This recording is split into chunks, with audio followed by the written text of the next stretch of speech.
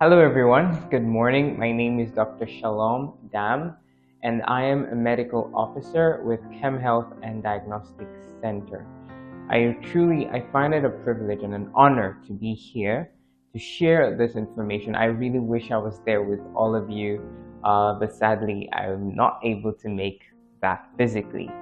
So today I just have some information I would like to share with us, and I hope that at the end of this video you will not only have an understanding and an appreciation for who you are, but actually to see how important it is that you have a balanced state of well-being, physical, mental, spiritual. All are important to you becoming the best version of yourself. I'm not just going to point out things that you may have already read or seen online. I mean, there's so many videos, there's so many sessions of therapy. Everyone is doing everything that they can. But today, just some information that would help you chart your own course. A little bit about myself. So, normally in medical school, you get to study for at least 6 to 7 years. I got to study for 10 years. Yes. I started in a university for 3 years, and something happened to the university, and I had to leave. I had 1 year of serious depression because I felt like the whole world had just come crashing and I didn't know what to do. I got the chance to move to another city and study again. And 2 years into my studies, another thing happened and I had to leave that school. So I did 3 different medical schools before I became a medical doctor. Was I forced into it? No. Actually, I felt drawn and I felt that this was my call. Now, let me draw closer to you. Your body is only one part of you. Your mind and your spirit form the whole part of who you are. So you are spirit, you are soul, and you have a body. So why is this important? Because the state of balance between all three, it really makes you who you are. Now, I know that we live in a society where there's the male gender, there's the female gender, apart from the extra genders that we all know about that's coming up and trending. I don't want to focus on that. I just want to focus on these two.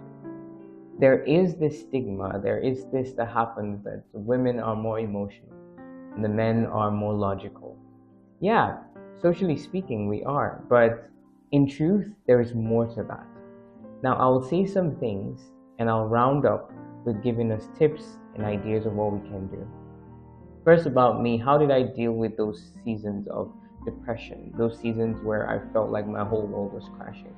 The first thing I did was acknowledge that actually I was feeling those feelings. A lot of us go through things, especially here in Africa, in Nigeria. We don't deal with mental issues, we ignore them. And that's how we think we are dealing with them. But a lot of times we're not dealing with them. So someone feels upset, but another person's condition feels worse than yours. So you'd be like, nah, okay, mine is okay. At least it's better than this person's own, but you've not really dealt with it. The thing about the body is it respects your soul and it respects your spirit. So if the state of your spirit and your soul is not balanced, your body will definitely break down. A lot of times I tell ladies, especially when they come to the clinic, your period is a very, very good pointer to the state of your mind. Yes, it is. And for men, a lot of times when we become irritable, angry, or frustrated with everything that's happening around us, the state of your health in your mind is actually where the problem is. It's not really your productivity. A lot of times we get frustrated when we go to job, we're trying to make ends meet, and it's difficult.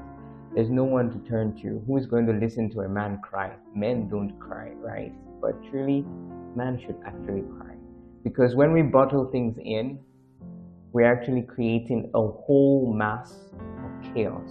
But when you allow it to flow, let me give you this illustration. There's a difference between a pond and a river. What's the difference? They're both water bodies.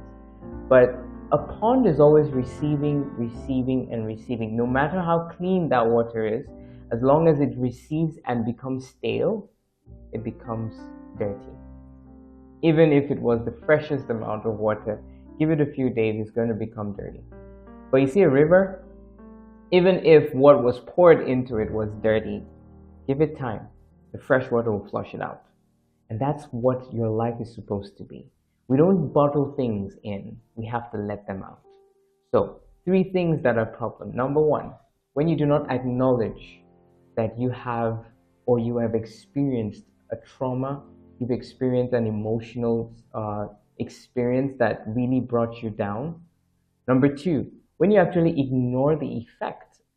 So something bad may happen to 2 people. One person will be like, I felt really bad. Another person will be like, no, I'm strong enough. But both of them have different perspectives to the same problem. Now, don't ignore how you feel.